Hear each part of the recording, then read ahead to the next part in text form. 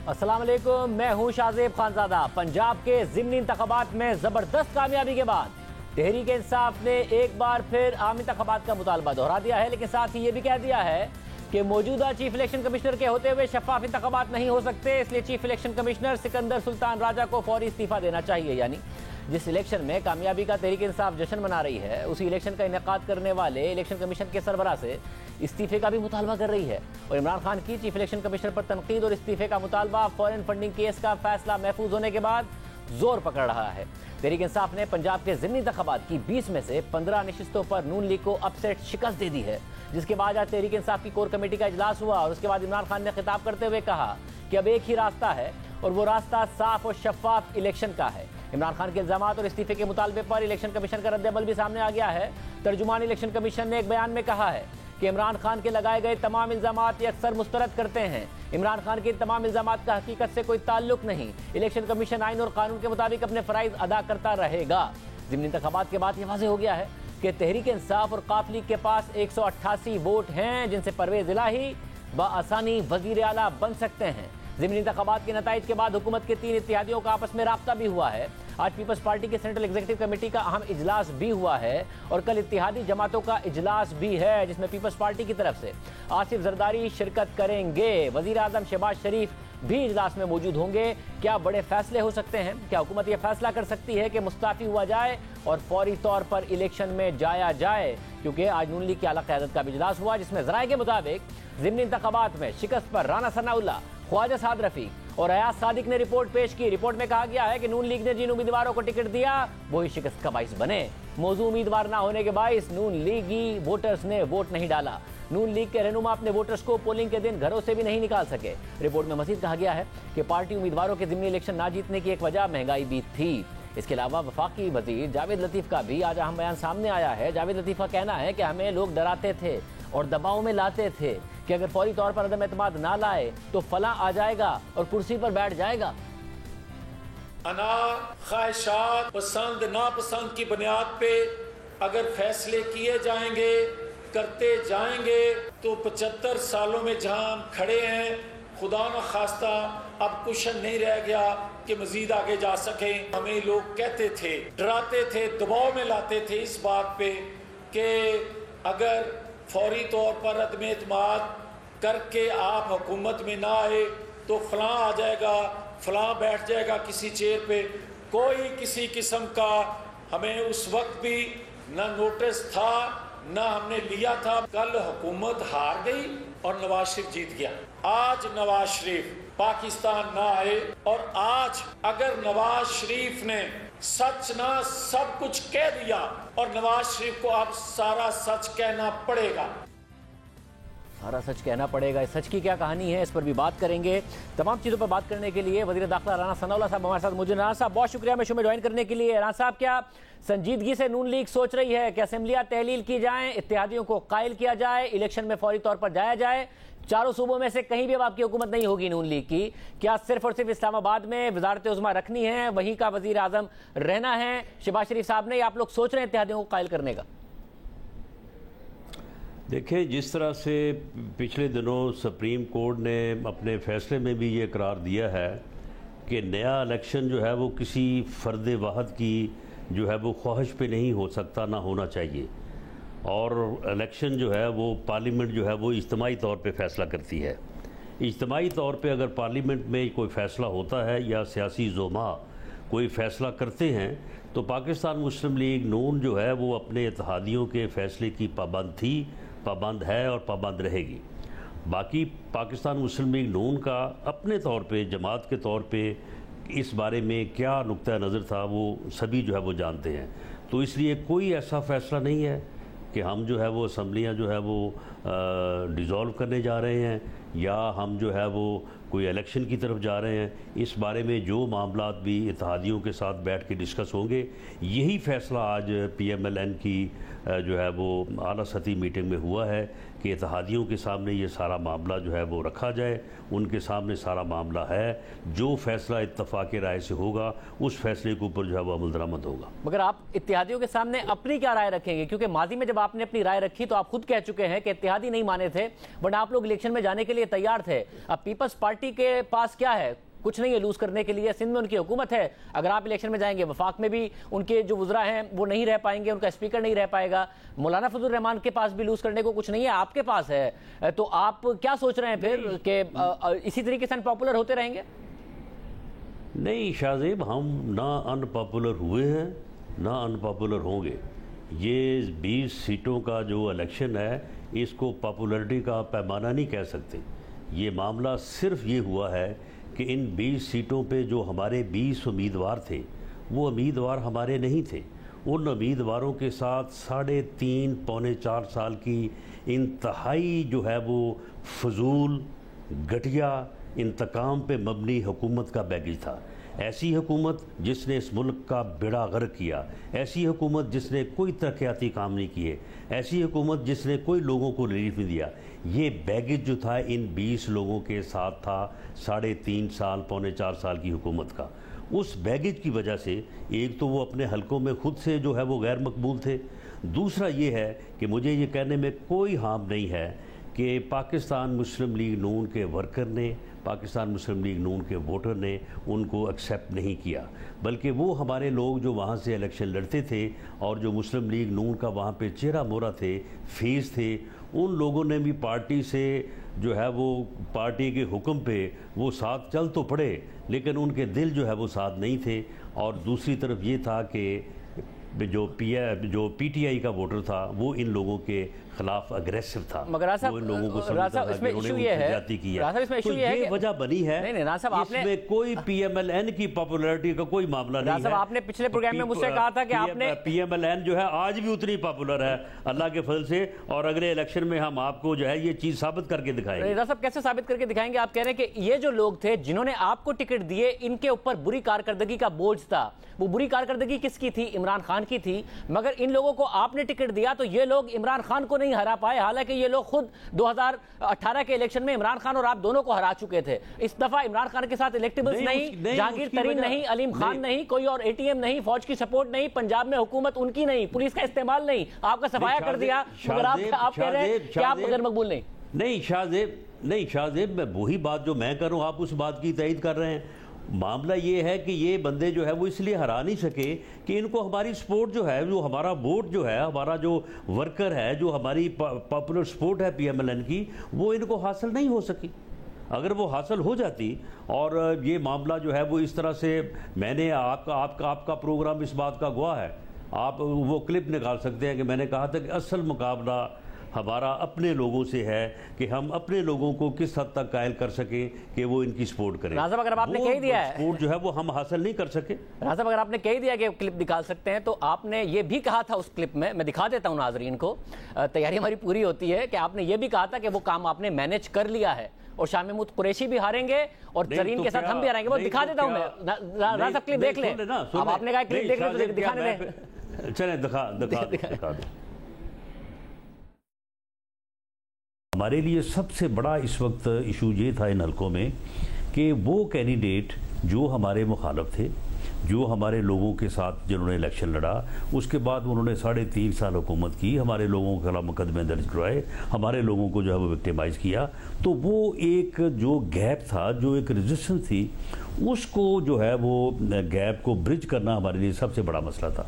जहाँ जहाँ पे हम उसको 100% कर चुके हैं, वहाँ पे पीटीआई मुकाबले में नहीं है, वैसे मगर मुझे मुकाबले में होगी भी नहीं। अब मुल्तान में हमने इस सारे मसले को जो है वो काफ़ी हद तक काबू पा लिया है। तो ये अब शाह महमूद कुरैशी साहब जो मर्जी वहाँ पे करते रहे, 1 बजे जो है वो ये इलेक्शन हार के घर जाएंगे। ये शाह महमूद कुरैशी खुद तो जीत नहीं सका जनरल इलेक्शन में, जब पूरा मुल्तान जो है ये जीत गए तो वो कह रहे हैं कि वो पार्टी ने हरवाया उन्हें, तो अब ये उसका बेटा कैसे जीत जाएगा? वो कह रहे पार्टी ने हरवाया उन्हें, जहांगीर तरीन ने हरवाया था उन्हें। वो जिस सुन ले तो फिर जहांगीर तरीन अब भी हरवा रहा है उसको, और अब हम भी उसके साथ हैं, तो फिर आप मुझे बताएंगे कैसे वो हारेगा?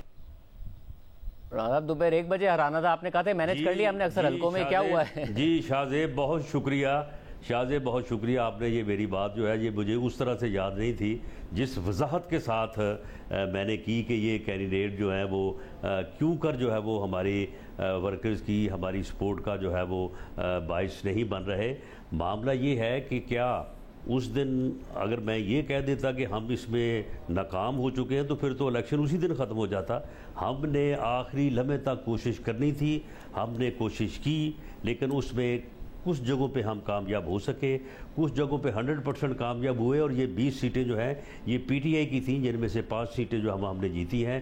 कुछ सीटें ऐसी हैं कि जहाँ पे बहुत नैरो मार्जिन रहा, वहाँ पे हम 90% 95% कामयाब हुए। और बाद जगहों पे 2-3 जगहों पे हम जो है वो थोड़ा पीछे रहे और वहाँ पे हम ज़्यादा कामयाब वो नहीं हो सके। लेकिन ये मुकाबला इसी बात का था, ये 20 की 20 सीटें नहीं थी, मुकाबला नहीं था। जिस दिन PMLN और PTI का मुकाबला होगा, मैं शाहजेब आपको दावे से कहता हूँ इंशाल्लाह ताला हम जो है वो इनको पंजाब में जो है वो 2/3 मेजॉरिटी से जो है वो उनको शिकस्त देंगे इंशाल्लाह। राजा साहब, 2 सूरतें हैं, एक तो 20 की 20 तहरीक इंसाफ की नहीं थी, 10 इलेक्टेबल्स जीते थे और उन्होंने तहरीक इंसाफ और आप दोनों को हराया था। और इस दफा उन इलेक्टेबल्स के साथ आप खड़े थे, मगर उनमें से 8 तहरीक इंसाफ जीत गई है। और तहरीक इंसाफ ने बहुत सारी जगहों पर अपना वोट बैंक बढ़ाया है। आपका और इलेक्टेबल का मिलकर कम हुआ है बहुत सारी सीटों में 2018 के मुकाबले में, और तहरीक इंसाफ ने दोनों को कंबाइंड बीट किया है। नहीं, ऐसा नहीं है। इन सीटों पे जो हमारे वोट 2018 के इलेक्शन में थे, उनसे हमारा 1,28,000 वोट इन सीटों के ऊपर हमारा बढ़ा है।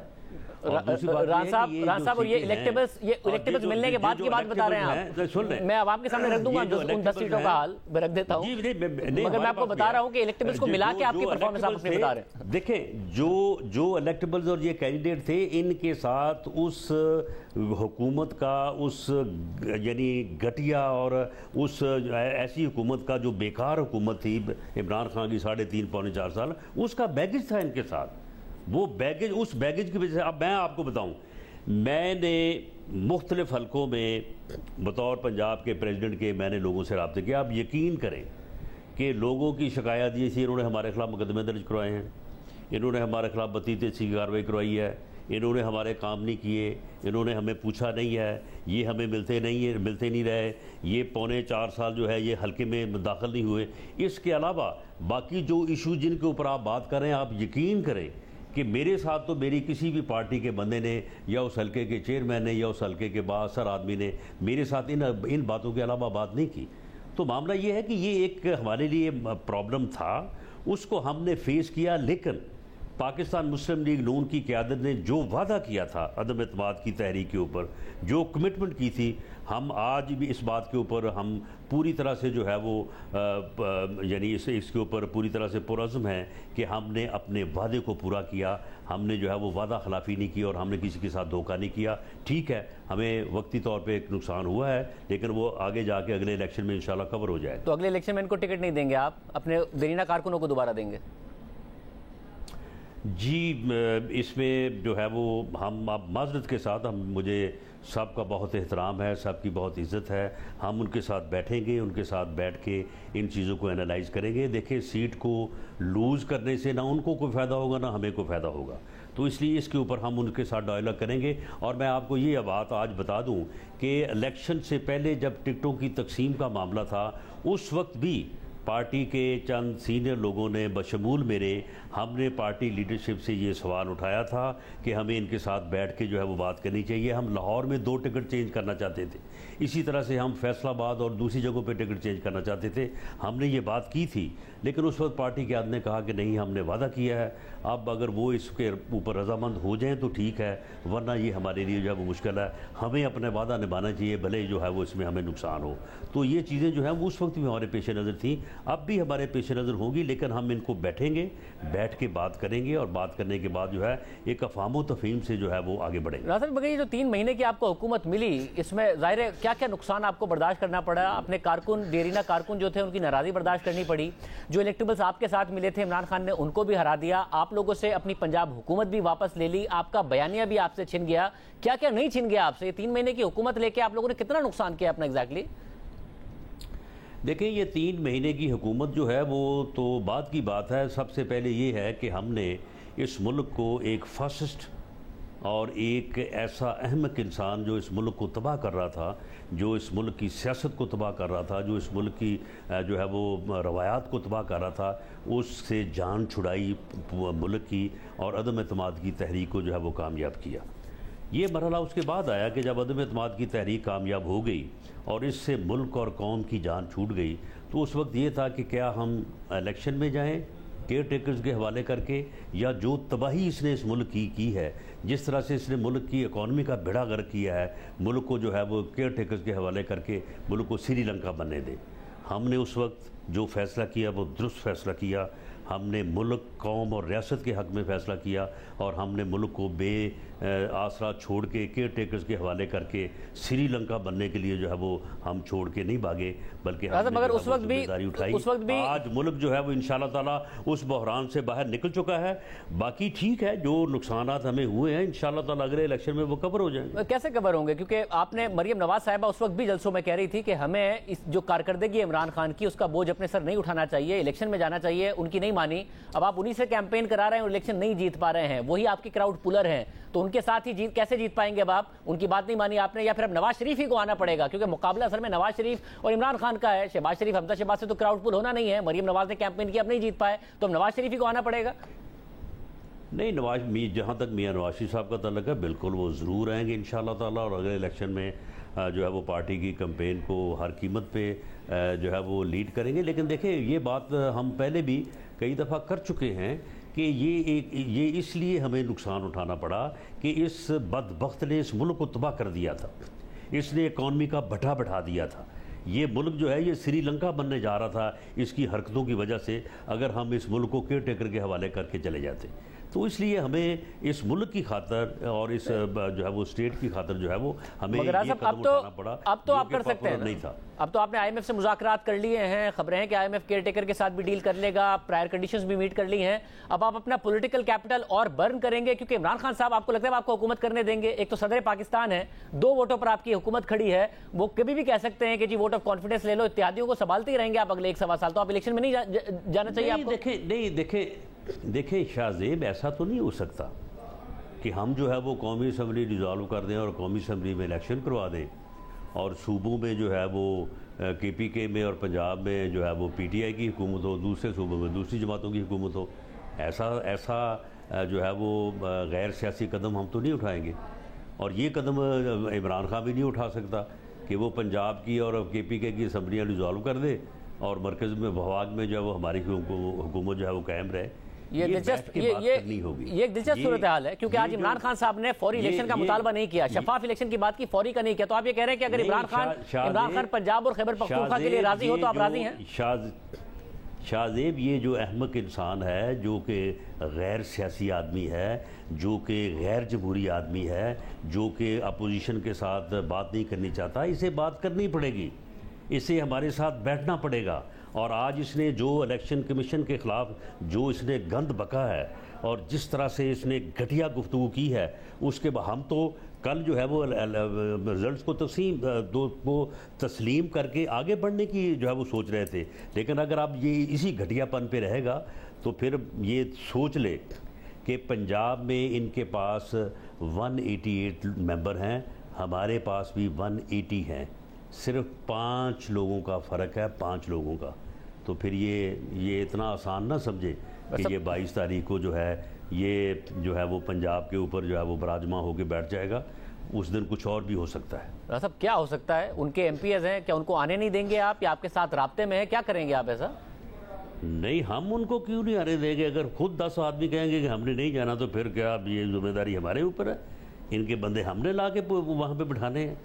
अगर इन्होंने इस किस्म की घटिया हरकतें करनी है, इस किस्म की जो है वो इन्होंने जो है वो आईनी अदारों के ऊपर जो है वो बिलाजवास झूठी जो है वो तुहमत लगानी है और घटिया गुफ्तगू करनी है ऑनरेबल लोगों के ख़िलाफ़, अपने आप से भी घटिया गुफ्तगू करनी है, तो फिर बात यह है कि फिर हमें भी जो है वो फिर इस किस्म की बात अपने किसी भी पड़ेगा। नहीं, राज साहब जो चीफ इलेक्शन कमिश्नर है, उनके पास इख्तियार है इलेक्शन कमीशन के पास कि वो खुद नोटिस भी ले सकते हैं, इमरान खान साहब से एक्सप्लेनेशन भी तलब कर सकते हैं। अगर आप ऐसा कुछ पंजाब में करने जा रहे हैं, उसकी जस्टिफिकेशन ना तलाश करें, मुझे बताएं क्या आप लोगों का कोई होमवर्क है इस हवाले से कि 22 तारीख को आप लोगों ने आसानी से परवेज इलाही को वज़ीर आला नहीं बनने देना है?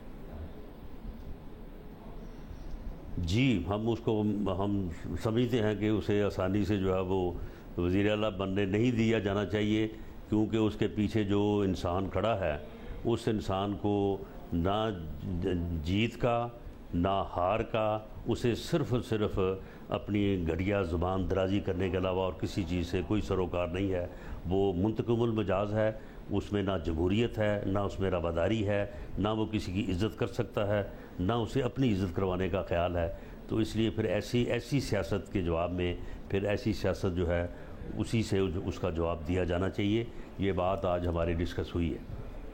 तो दुरान साहब, इसके लिए तो बड़ा ये इंपॉर्टेंट होगा कि कम से कम आपको सर्टेन हो इस बात का कि कितने लोग हैं तहरीक इंसाफ के जो उस दिन इलेक्शन में नहीं आएंगे और हमजा शहबाज जो है वो बीट कर सकें, कोई 5-6 लोग उनके ना आए। आप ये कैसे आप लोग मैनेज करेंगे, बल्कि 8 लोग उनके ना आए, ये कैसे मैनेज होगा? आपके साथ राब्ते में हैं ऑलरेडी? देखिए, मामला ये है कि अगर PMLN की लीडरशिप ने इस बात की अप्रूवल दे दी, क्योंकि आज जो है वो हमारी एक आला सतह मीटिंग में सारे ऑप्शन जो है वो डिस्कस हुए हैं बशमूल इस ऑप्शन के। अगर इसकी अप्रूवल हो गई तो 5-7 लोगों का जो है वो कोई इधर उधर होना जो है वो कोई बड़ी बात नहीं है, बल्कि हो सकता है इससे ज़्यादा लोग इधर उधर होने पे वैसे पहले से ही तैयार हों। इधर उधर मतलब उठाने का इरादा रखते हैं आप उन्हें? ना, सवाल ही पैदा नहीं होता, सवाल ही नहीं पैदा होता। फिर कैसे इधर उधर होंगे? बिल्कुल आज़ाद होंगे, वो आज़ाद होंगे, फिर अपनी मर्जी से भी तो कोई हो सकता है ना। अपनी मर्जी को पता है कि इस आदमी ने इस मुल्क का बेड़ा गर्क कर दिया है, इस मुल्क को तबाह करने के ऊपर तुला हुआ है। ये गैर सियासी गैर जमहूरी आदमी है, ये हर आदमी की इज़्ज़त को उछालता है। लोगों को पता है आप मुझे ये बताएं कि आज तक कभी आपने सुना है कि जो आदमी इलेक्शन जीत जाए वो भी इलेक्शन कमीशन को गालियाँ निकाले कि उसने धांधली की है? मगर साहब, भाई 20 में से 15 सीटें जीत गए हो आप, 20 में से 25 सीटें जीतनी थी तुमने। मगर साहब, ये शर्म आनी चाहिए। ये कौन से लोग हैं? जिस किस्म की गुफ्तगू जो है आपने इलेक्शन कमीशन के जो है वो खिलाफ की है। राजा साहब, मगर ये कौन से लोग हैं? क्योंकि जो 20 लोग पहले ही मुनहरिफ हो गए थे, ये कौन है जिनका अचानक एक दफा फिर जमीर जागेगा? और इस बात के बावजूद जागेगा अगर उन्होंने देख लिया है कि इमरान खान साहब एक पॉपुलर वेव ड्राइव कर रहे हैं और आप लोगों को बुरी तरह उन्होंने शिकस्त दिया बाई इलेक्शन में, उसके बावजूद वो अचानक उनका जमीर जाग जाएगा। शाहजेब, ये बुनियादी तौर पर ये बात ही गलत है कि इमरान खान जो है वो पॉपुलर वोट जो है वो ड्राइव कर रहा है।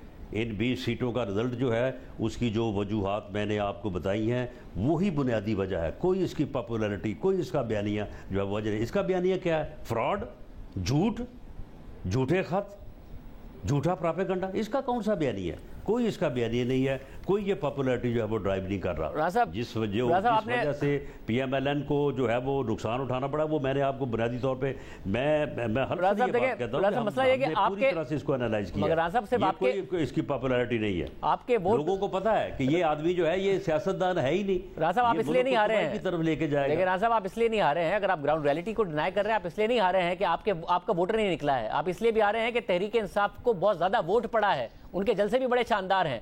अब मुझे नहीं पता और कौन सा पैमाना है जिसके जरिए आप मानेंगे कि इमरान खान साहब इस वक्त पॉपुलर लीडर हैं। जलसे जो है वो हमारे भी उनसे ज़्यादा शानदार थे। वोट हमें भी जो है वो बहुत ज़्यादा पड़ा है। लेकिन मामला ये है कि हमारा जो वोट बैंक था, जो PMLN का वोट बैंक था, वो उस तरह से मुतहर्रक नहीं हो सका। और उसकी बुनियादी वजह जो है वो हमारे वो कैंडिडेट्स थे, जिन कैंडिडेट्स के पीछे इमरान खान की घटिया बेकार हुकूमत का 3.5 साल का जो है वो बैगेज था। उस बैगेज की वजह से उन लोगों के ख़िलाफ़ हल्कों में नफ़रत थी, लोग नाराज़ थे, लोगों के काम नहीं हुए थे। और दूसरा ये है कि PMLN का वोटर और सपोर्टर जो है उसको हमने ब्रिज करने की भरपूर कोशिश की और हम काफ़ी हद तक कामयाबी रहे, लेकिन उसमें हम जो है वो ज़्यादा कामयाबी जो है वो 100% कामयाबी हासिल नहीं कर सके। और साहब, आपकी जो असेसमेंट है, आप लोगों को पहले लगता था कि इमरान खान को मरकज़ी हुकूमत से निकालेंगे, वो चुप करके बैठ जाएंगे। आपने देख लिया किस तरह नाक में दम किया आपको लग रहा है कि उनकी सीटें हैं, वो जीते हैं, आपने वो नताइज माने हैं। उसके बावजूद अगर आप परवेज इलाही को वज़ीर आला नहीं बनने देंगे तो इमरान खान, आप क्या फिर सोच रहे हैं कि इमरान खान साहब ऐसे ही बैठ जाएंगे और आपको हुकूमत करने दे देंगे? नहीं तो फिर आगे अगर ये नहीं बैठा तो इसने हमारा नाक में क्या दम किया है? हमने इसकी नाक से धुआं निकाला है 25 मई को। तो उसके बाद इसने नाम नहीं लिया दोबारा जो है कि मैं लॉन्ग मार्च करूंगा या मैं गिराव करूंगा या मैं जलाव करूंगा। ये जाके दो हफ्ते जो है ये छुप के बैठा रहा है वहाँ पेशावर में। उसके बाद आप देख लेना क्या किया है आपके साथ इलेक्शन में पंजाब में। तो बात यह है कि हमारा इसे नाक में दम क्या करना, हम इसकी नाक से धुआं निकाल देंगे। उसके बाद देखिए ना आपके साथ पंजाब के इलेक्शन में क्या हुआ है। नहीं साहब, आपने अपना वोट बैंक क्रिएट किया था, एक एंटी एस्टैब्लिशमेंट फोर्स बनके, और विक्टिम कार्ड था आपके पास कि आप विक्टिम है, आपने उन्हें विक्टिम कार्ड दे दिया और मजीद देने जा रहे हैं। कोई विक्टिम नहीं है, ये फ्रॉडिया है, झूठा आदमी है, कोई विक्टिम नहीं है।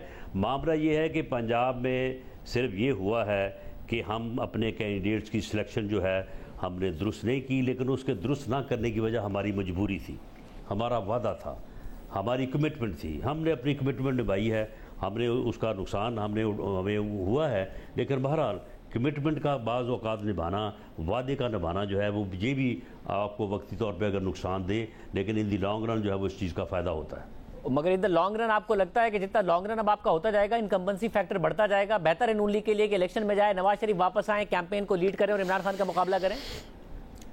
जी बिल्कुल, हम इलेक्शन में जाने के लिए तैयार हैं, मियां नवाज शरीफ साहब वापस आने के लिए तैयार हैं, पार्टी को लीड करने के लिए जो है वो तैयार हैं, लेकिन ये फैसले जिस तरह से मैंने आगे आपको बताया है कि ये फैसले जो हैं ये फिर किसी तरह जो है वो बैठ के ही होने हैं। ऐसा तो नहीं हो सकता कि हम कौमी असम्बली को इलेक्शन में ले जाएं और बाकी सूबाई हुकूमतों में जो है और लोग बैठे रहें, या ये भी नहीं होगा कि वो चले जाएं और हम बाकी हुकूमत में बैठे रहें।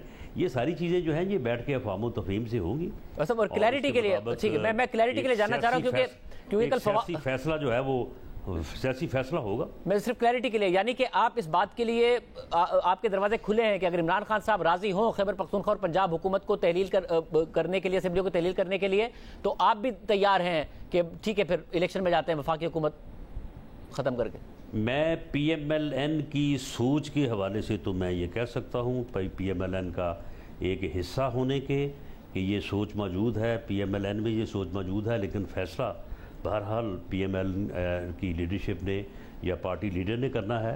लेकिन जो हतमी फ़ैसला है वो तो फिर इत्तेहादी हुकूमत के तो तमाम सरबराहान हैं, ये उनके पास है। मैं ज़ाती तौर पे अपनी राय तो रख सकता हूँ, लेकिन मैं फैसले की पोजीशन में नहीं हूँ, फैसला तो वही होगा। आपको पता है आसिफ जरदारी साहब सिंध हुकूमत छोड़ने के लिए नहीं मानेंगे, और अगर आप लोग मरकज़ में हुकूमत में रहते हैं तो जरदारी साहब के लिए सिंध में हारने को कुछ नहीं है, वो जीत जाएंगे। पंजाब में उन्हें जीतना नहीं है, इसलिए उसकी उन्हें फिक्र नहीं है, तो आप ही के लिए पास है सब कुछ लूज करने को। पहले भी आपने उनका फैसला माना था, अब भी उन्हीं का मान लेंगे? नहीं, अगर हुकूमत में होना लूज़ करने को होता है तो फिर चले इनके पास भी लूज़ करने के लिए पंजाब की हुकूमत आ जाएगी, इनके पास भी लूज़ करने के लिए जो है वो KPK की हुकूमत है। आप मुझे बताएं कि अगर सिंध असम्बली डिज़ोल्व नहीं होती, बलूचिस्तान असम्बली डिज़ोल्व नहीं होती, तो किस तरह से फिर जनरल इलेक्शन होंगे जी?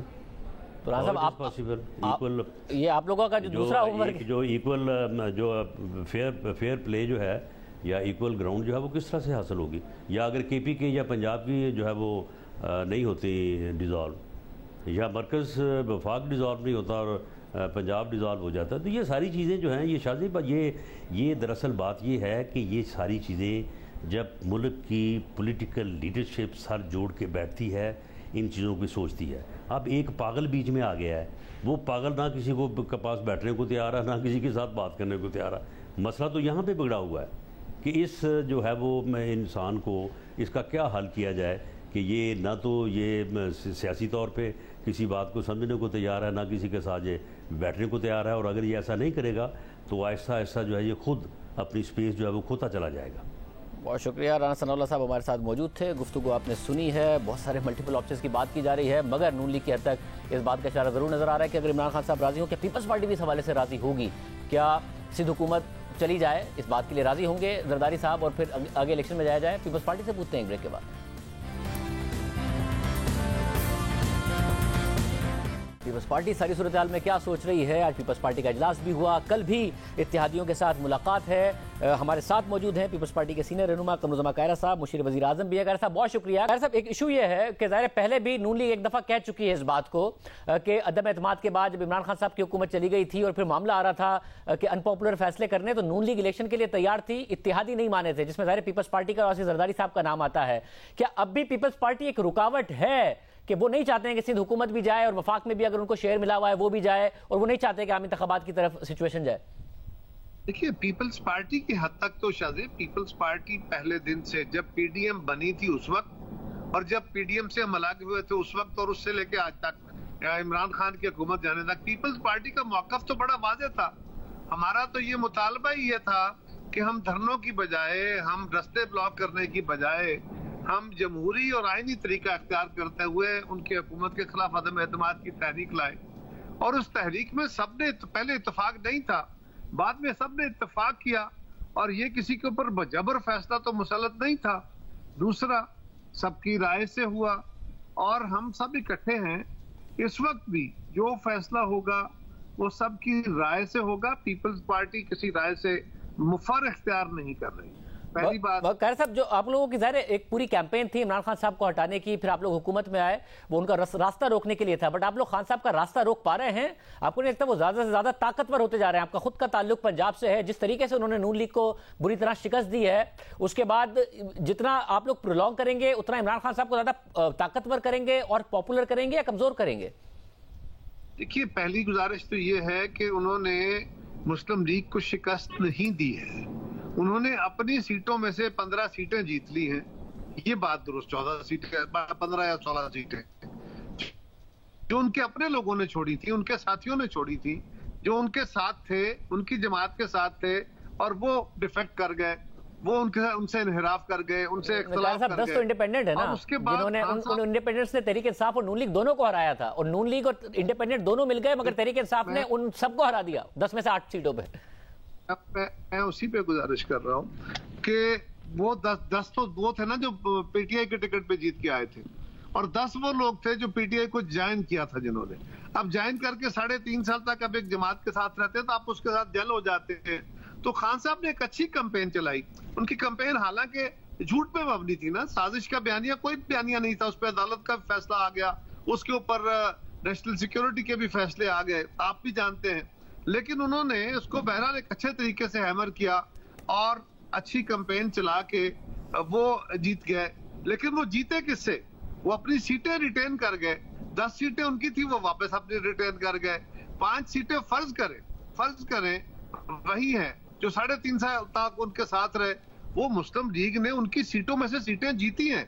ये मुस्लिम लीग की सीटें तो नहीं थी ना जो वो हार गए। और कार साहब, इस सारी सूरत हाल में एक और ऑप्शन की बात कर रहे थे राना साहब के, क्योंकि आज इमरान खान साहब ने फिर चीफ इलेक्शन कमिश्नर पर शदीद तनकीद की, और जाहिर है उसी इलेक्शन में को सेलिब्रेट भी कर रहे हैं जो कि चीफ इलेक्शन कमिश्नर के तहत हुआ है, मगर उनसे इस्तीफे का भी मुतालबा कर रहे हैं और उन पर इल्जामात लगा रहे हैं। मगर राना साहब कह रहे हैं ये भी मुमकिन है कि 22 तारीख को इनके 6-7 लोग इधर उधर हो जाएं और अपनी मर्जी से हो जाएं, वो ये कह रहे हैं। अब जाहिर है उसमें कितनी मर्जी होगी, क्या होगा क्या नहीं होगा, आप इस बात के हामी होंगे कि परवेज इलाही साहब को ना बनने दिया जाए बीबी वजीर आला, हालांकि एक सिंपल मेजॉरिटी लेने में कामयाब हो गई तहरीक इंसाफ?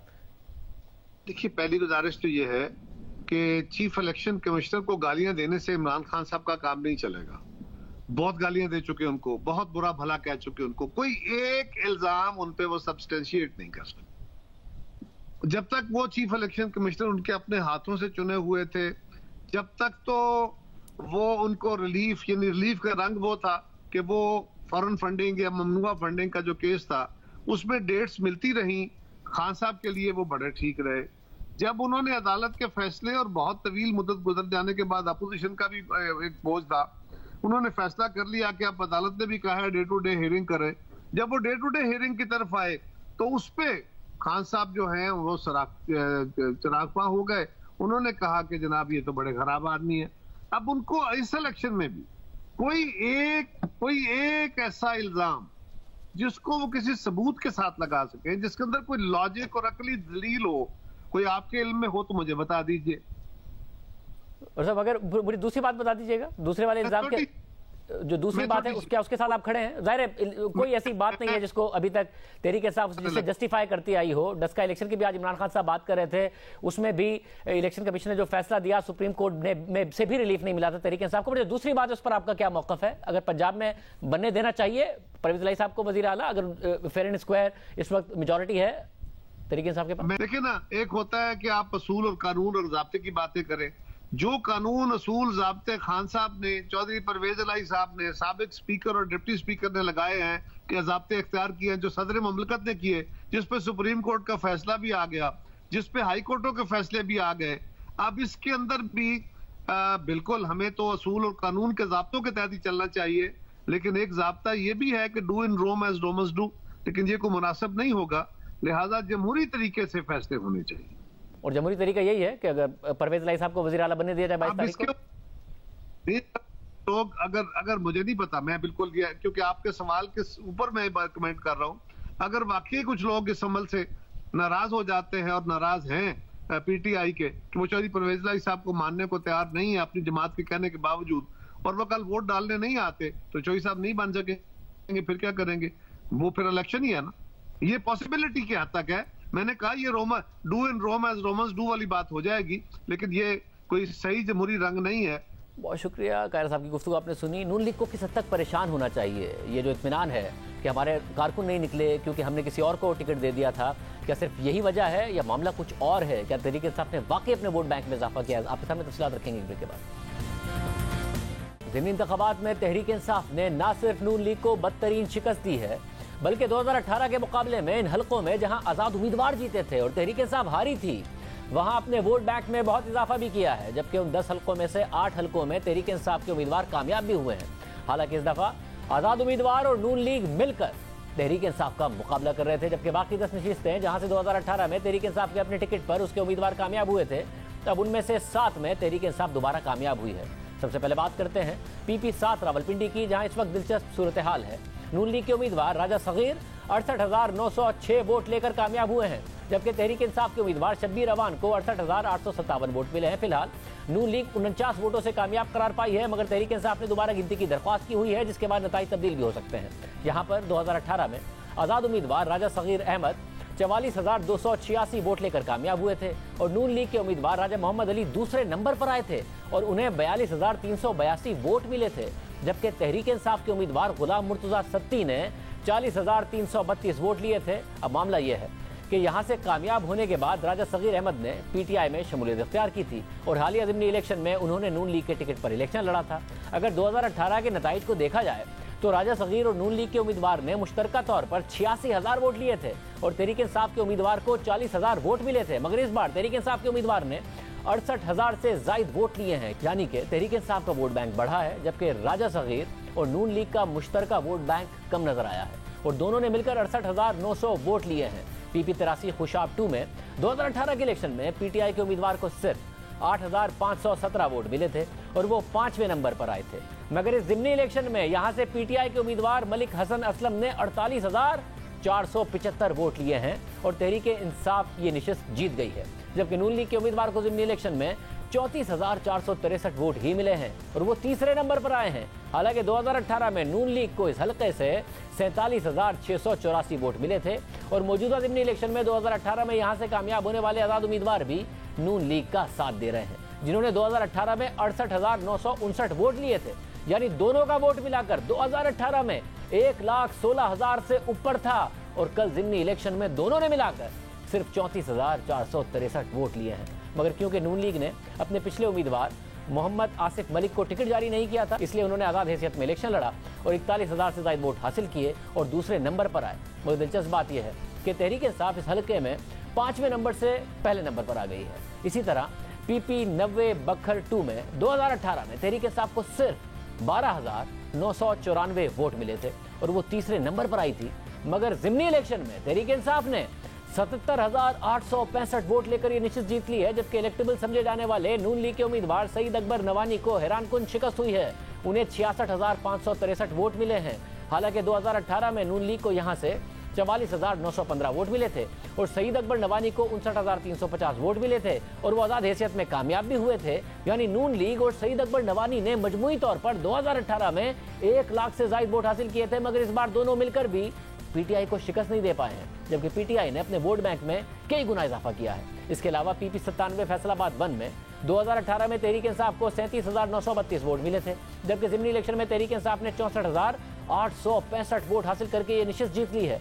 मगर नून लीग के उम्मीदवार अजमल चीमा ने ज़िमनी इलेक्शन में 51,631 वोट हासिल किए हैं। हालांकि 2018 में उन्हें आज़ाद हैसियत में 42,273 वोट मिले थे और वो ये निशिस्त जीत गए थे, जबकि नून लीग को 35,258 वोट मिले थे।